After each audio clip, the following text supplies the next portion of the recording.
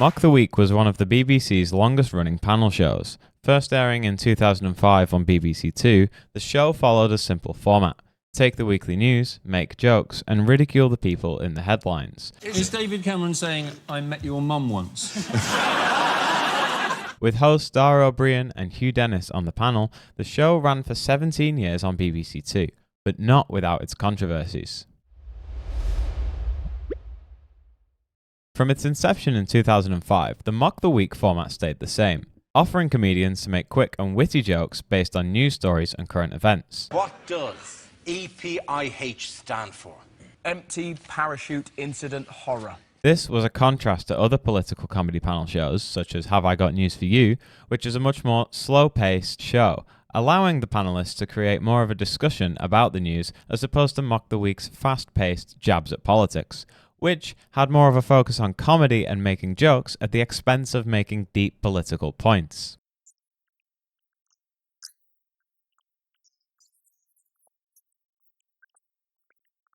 Each episode followed a structure of rounds allowing comedians to explore different news topics from around the world, but also rounds that swayed away from the news, allowing comedians to make jokes on other topics. These rounds included Spin the Wheel, If This Is the Answer, What Is the Question, and Unlikely Lines From.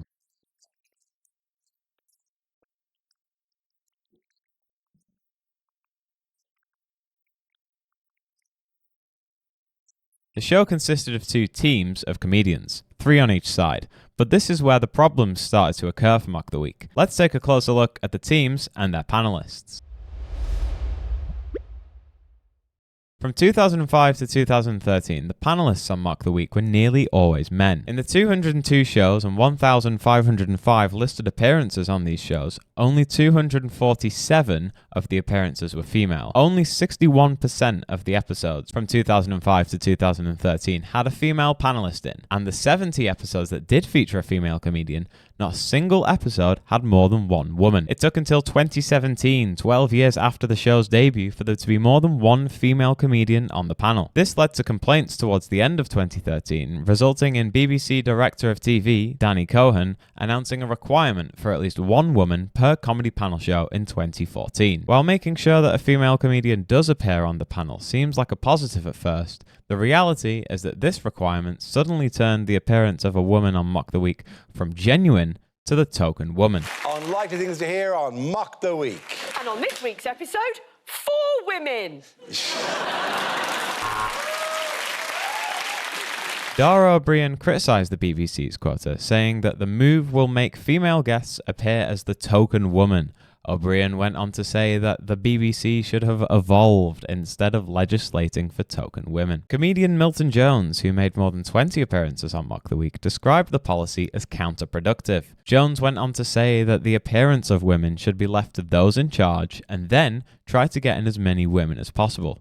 If you make a rule about it, then the goodwill breaks down. The problem with gender quotas is that they are, by definition, sexist. It assumes that female comedians can't get a seat on their own and need a spot reserved for them. It also makes audiences wonder whether a female comedian has been put on the show to reach the quota or because they're actually funny. Of course, the BBC did not evolve into including more women on panels until the 22nd of June 2017, where, miraculously, Angela Barnes was accompanied by Kerry Godliman, this being the first time 2 women were on the panel in the same episode. Catherine Ryan appeared on the show 17 times between 2012 and 2015. She made the headlines when announcing in 2020 why she left Mock the Week on the Telling Everybody Everything podcast. I love Mock the Week. I love Dara. I think that show has given a platform for so many British comedians, but I had to stop doing it because I knew that every time I was booked on that show, I was taking food out of the mouth of another woman. I was never taking James Acaster's spot. I was never taking Ed Gamble's spot on that show. I was always 100% of the time taking a job away from one of my female peers. It really helped me open up a fresh audience. It helped me on tour. It helped my writing. And I wasn't allowed to do the stand-up round, apart from once. And they always made us sit in the same chair. Remember, we'd always be on the right in the middle. No wonder female comics are a bit like, yeah, we've been saying. If we wanted to deal with this kind of bullshit, we'd have gone into politics. She said she didn't want to be the pedestal feminism booking. Mock the Week had some of the worst female representation for a TV panel show in the UK. Discounting the shows that have less than 50 episodes, Mock the Week has the second lowest percentage of female appearances in the UK, only beat out by They Think It's All Over, which ran from 1995 to 2011, and had only 5.6% of its total panelist appearances being a woman. However, similar shows, such as Would I Lie to You, would often feature the same guests and have a much higher female representation on its show. So why could this be? During its time on air, Mock the Week was described as a panel show with an aggressive and uncomfortable atmosphere. No. Yeah, I tell you who doesn't hate Connie Hark, eh, Dora? She's a good girl. The competitive and fast-paced environment of the show became the source of its comedic energy, but also a target for criticism. Jo Brand, a female comedian who has appeared on many British comedy panel shows, including 6 Mock the Week appearances, refused to be on the show anymore, citing the aggressive bear pit atmosphere as her reason. She called it the toughest gig on television, with people often shouting over each other to make themselves heard. Jo recalls seeing one comedian read out every joke they had written down after struggling to get heard, in hopes that one of the jokes would actually make the cut. This hostility during the show's recording could have discouraged many female comedians in taking part in the show, especially more established comedians that don't need to appear on the show to benefit their career, or comedians that don't want to take part in this bear pit environment. Frankie Boyle's time on Mock the Week was riddled with controversy from offensive jokes. Famously, a one-liner about Queen Elizabeth II, "I'm now so old that my is haunted," which aired during the round What the Queen Didn't Say in her Christmas message. I've had a few medical problems this year. I'm now so old that my pussy is haunted. This joke got many complaints about sexism and ageism. However, the BBC Trust ruled that while the joke was in poor taste, it did not breach any editorial guidelines, as it was broadcasted after the watershed and within audience expectations for the programme. Another incident involving one of Boyle's jokes was about Olympic swimmer Rebecca Adlington. After her gold medals in the 2008 Beijing Olympics, Boyle joked that she looks like someone who's looking at themselves in the back of a spoon. When she arrived back on the flight, she met her boyfriend. Did you see her boyfriend? He was really attractive. He was like a male model. So from that, I have deduced that Rebecca Adlington is very dirty. I mean, if you just take into account how long she can hold her breath. This humiliating, unjustified and sexualised comment received 75 complaints to the BBC, which resulted in a formal apology from the show's producers. Sitting at home for the first weekend after the game, medals jangling in Mansfield, and then, oh, I haven't seen Mock the Week in about 4 weeks' time. I wonder who they're tearing it.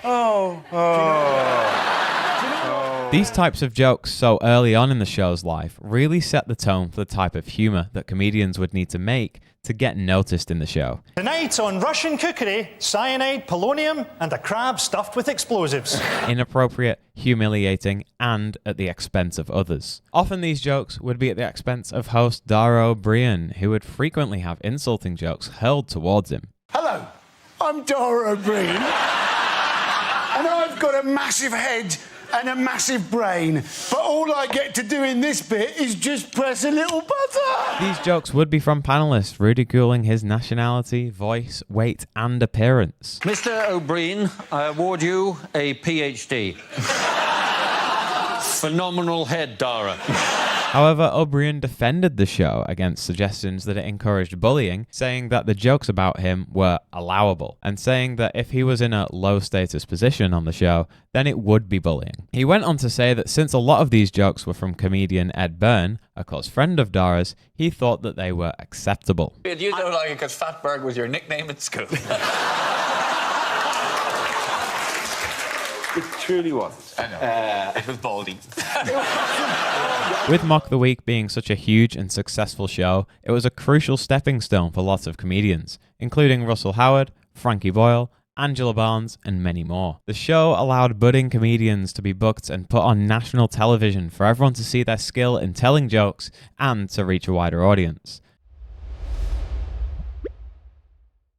Despite the show's rocky and controversial start, Given that what we know of the Germans historically, How long will it be before they start using these toads in their pornography? The bear pit competitive environment had seemed to have faded out as the show evolved and matured. On the Happy Hour podcast, Rhys James talked about his first time on the show and how he was treated. Do you feel really... Do comedians feel really competitive when they're on a show like that? Like, is it a bit of a... I don't think so. Mock the Week had this reputation before I did it, long before I did it, of being this bear pit, and everyone would write articles or in interviews would say, oh God, it's horrible, you can't get a word in and all that sort of stuff. By the time I did it, everyone was so nice. So like, you hear all these stories, but before it, Rob Beckett was on it, he phoned me and the day before and said, it's going to be fine, here's how it works, don't overthink it and all that sort of stuff. This is not what you would have heard before. Ed Gamble was on it, he'd given me loads of advice in the past about it. Gary Delaney was on it, and he, on the day, came to my dressing room and was like, here's just like some quirks with this show that you might not have experienced. So like, don't worry. Basically, they just, for the most part, it's just like, don't worry if a joke doesn't work. It will already have moved on. He describes his first appearance on the show in 2016 as a very positive one. None of the bear pit environment or talking over other comedians to get a joke in. Not much competitiveness. This change in environment could be from the vastly different demographic of comedians that appeared on the show over time. In 2006 and 2007, when Joe Brand was appearing on Mock the Week, the show had only just started. Frequent comedians that would appear on the show would be such as Frankie Boyle, Russell Howard, Joe Caulfield, and Andy Parsons. If we compare these comedians to the cast of Rhys James's first appearance on the show, which consisted of Ed Gamble, Rob Beckett, Gary Delaney, Zoe Lyons, and Hugh Dennis, you can see a difference in comedy styles and demographics. And his shadow cabinet is now basically the Sugar Babes. Much more of this cast are modern comedians who tend to take more light-hearted, less offensive, and edgy jokes. This, along with the large increase in women appearing on the shows, gives the impression that Mock the Week was starting to evolve from late 2016 and beyond. However, on the 21st of October 2022, Mock the Week would have its final ever episode, never to be aired on television again. Goodbye. February 1st, 2026. Mock the Week is aired on television. The show stays mostly the same. Dara O'Brien still is the host with two teams of 3 comedians answering questions about the past week's news. The round format stayed mostly the same, with classic rounds such as scenes we'd like to see and picture of the week. I show the panel a topical image and ask to tell me what's happening. So teens, what's going on here? Is this none of our business? Impressively, the runtime of the show has been doubled to 1 hour and features new segments in the episode to help reach this runtime. The next round is called Between the Lines. It features Glenn and Rhys. Rhys will deliver a speech in the guise of a leading figure on the world stage, while Glenn will translate what they really mean. This week, Rhys is Peter Mandelson. Oh, good. But perhaps the most important thing to note is that the show is no longer on the BBC, but instead on TLC, an originally American TV network with their own British channel. How far down the channel list is TLC? At the time of writing, brand new Mock the Week has just finished its first season. So, what's changed? Straight away, we notice there is consistently more than one non-male panelist per show. Every show in the first season has at least 2 female comedians, and episode 3 has 2 women and 1 non-binary person. BBC's Mock the Week only featured more than 2 non-male panelists twice in the 17 years of its life. This proves there's clearly more of an effort to make the show more diverse than it once was, and crucially, without said diversity being felt like it's mandatory. Additionally, the longer runtime makes each episode feel less like constant quick-fire jokes and a bit more like a slower-paced conversational show, which the panelists seem to be enjoying more. There have also been lots of references to the show's time on the BBC, joking about the censorship, potentially allowing them to make topical jokes that would not be allowed on the BBC. Is it how many people actually got COVID? Yeah, fuck the BBC. We say what we want on TLC. All in all, Mock the Week's return is so far a positive one, with its first season being a great success. Its time on the BBC had controversial jokes, lacked diversity, but gave young comedians a chance to be discovered and viewers a way to laugh off the struggles the country faced in the news. I hope that new Mock the Week continues on the path of growing into a show that represents a wide variety of comedians in a non-toxic environment. Thanks for watching. I'm Dara O'Brien. Good night.